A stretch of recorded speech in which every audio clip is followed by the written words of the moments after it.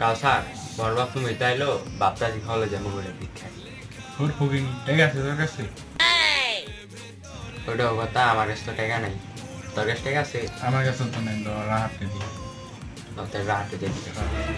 ওই রাহাত আমি ভাবতাছি বরবাদ মুভি আইছে যে ইটা দেখাই গা